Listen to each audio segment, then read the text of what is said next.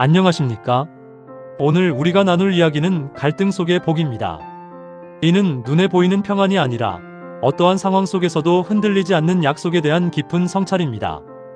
우리는 종종 평안에 대해 오해하곤 합니다.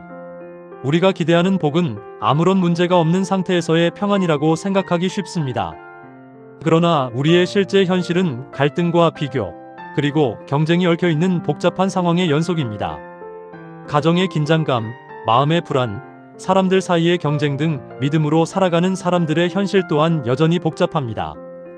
복은 갈등이 모두 사라진 진공 상태를 의미하지 않습니다. 야곱의 귀향에는 진짜 이유가 있었습니다. 바로 베델에서 하나님께서 주신 약속 때문입니다. 과거 베델의 사닥다리 환상 속에서 하나님은 어디로 가든지 너를 지키며 이 땅으로 돌아오게 할지라고 약속하셨습니다. 현재 야곱은 라반의 집에서 14년이라는 시간 동안 가정을 꾸리고 약속된 기한을 채웠습니다. 그리고 이제 미래를 향해 귀향을 결심합니다. 이는 단순한 변덕이 아니라 약속의 땅을 향한 영적인 방향 전환이었습니다. 야곱의 요청은 감정적인 불만이 아닌 하나님 앞에서 방향을 다시 잡은 자의 정당한 요구였습니다.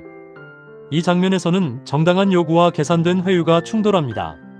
야곱은 라반에게 제가 외삼촌을 위해 어떻게 일했는지 아십니다. 이제 제 집으로 돌아가게 해주십시오라며 14년간의 검증된 수고를 바탕으로 자신의 권리를 주장합니다. 이에 라반은 여호와께서 너 때문에 내게 복 주신 것을 안다. 그대로 있으라며 하나님의 이름을 빙자하여 야곱을 붙잡으려 회유합니다. 떠나려는 자와 어떻게든 이익을 위해 붙잡아두려는 자의 충돌. 이러한 긴장감은 훗날 바로왕이 이스라엘을 놓아주지 않던 억압의 모습과도 닮아 있습니다. 야곱과 라반의 동기와 태도는 극명하게 엇갈립니다. 야곱의 표면적인 행동은 고향으로의 독립 요구와 품삯 협상 제안이었지만 그 숨은 동기는 베델의 약속 성취였습니다. 그의 신앙은 하나님의 인도하심을 신뢰하는 것이었습니다. 반면 라반은 야곱을 붙잡기 위해 품삯 협상 제안을 하지만 숨은 동기는 자신의 부와 번영을 유지하려는 것이었습니다. 그는 여호와의 이름을 부르면서도 집에는 우상인 드라빔을 두었습니다. 하나님의 이름을 말한다고 해서 그 마음까지 하나님께 속한 것은 아닙니다. 입술의 언어와 삶의 방향은 이처럼 다를 수 있습니다. 야곱은 확률을 거스르는 극단적인 제안을 합니다. 그는 아롱지고 점 있는 것, 검은 것들만 제 품삯으로 삼겠습니다라고 말합니다. 이는 일반적인 목자의 품삯 기준에 비추어 보아도 턱없이 불리한, 확률적으로 거의 불가능에 가까운 조건이었습니다. 마치 파이 전체에서 야곱의 몫이 1%에 불과하고 라반의 몫이 99%에 달하는 것과 같았습니다. 야곱이 스스로 불리한 조건을 선택한 데에는 세 가지 이유가 있었습니다. 첫째, 라반의 의심을 차단하기 위함이었습니다. 욕심 많은 라반이 보기에 손해가 적어 보여야 계약이 성립될 것이라 판단했습니다.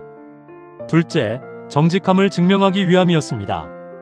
훗날 훔쳤다는 누명을 쓰지 않기 위한 명확한 구별 장치였죠. 셋째, 하나님의 개입을 기대했기 때문입니다. 인간의 계산이 끝난 지점에서 일하실 하나님을 향한 깊은 신뢰가 있었습니다. 이 협상은 야곱의 천재적인 성공담이 아닙니다.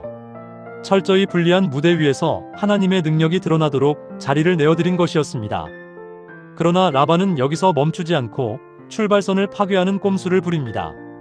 계약 직후 라반은 무늬 있고 점 있는 양떼 전부를 아들들에게 주어 야곱과 사흘길의 거리만큼 멀리 보내버립니다. 야곱에게는 오직 흰 양들뿐, 사실상 빈손 상태였습니다. 라반은 교배의 가능성조차 없애버리기 위해 유전적 요인을 가진 양들을 모두 빼돌린 것입니다. 이로써 야곱에게는 완벽하게 불가능한 무대가 세팅되었습니다. 이처럼 불가능 앞에서 야곱은 인간적인 최선을 시도합니다. 그는 껍질을 벗긴 나뭇가지를 물 구유 앞에 세우는 고대 축산의 관습을 동원합니다. 이는 당시의 지식과 자신의 계산이 섞인 인간적인 최선이었습니다. 야곱은 결코 가만히 앉아만 있지 않았습니다. 그러나 유전자를 바꾼 것은 나뭇가지가 아닙니다.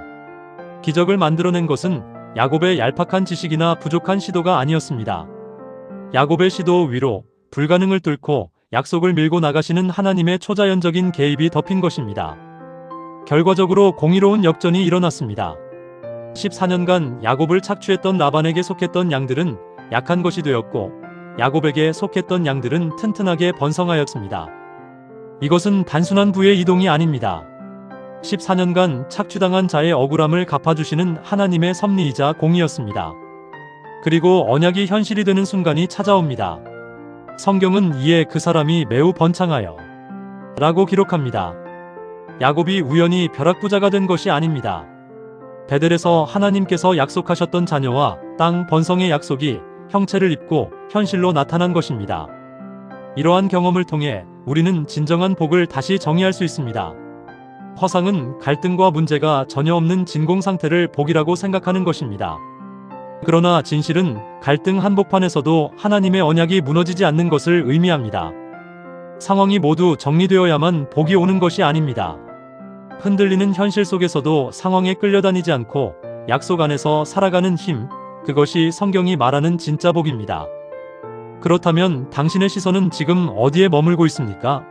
나의 수고나 형편의 평안함만을 복의 기준으로 삼고 계십니까? 내가 이룬 성과를 오직 나의 노력으로만 설명하고 있지는 않으십니까? 우리의 시선은 나를 끝까지 붙드시는 하나님의 신실하심으로 전환되어야 합니다. 그 모든 것의 뿌리에는 항상 하나님의 자비가 흐르고 있기 때문입니다.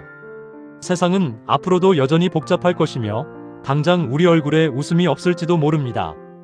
그러나 이미 승리하신 예수 그리스도 안에 있는 사람은 상황에 무너지지 않고 묵묵히 오늘을 걸어갈 마음의 평안을 누릴 수 있습니다. 항상 기뻐하라, 쉬지 말고 기도하라, 범사에 감사하라는 말씀처럼 주님 안에서 우리는 참된 평안과 승리를 경험하게 될 것입니다.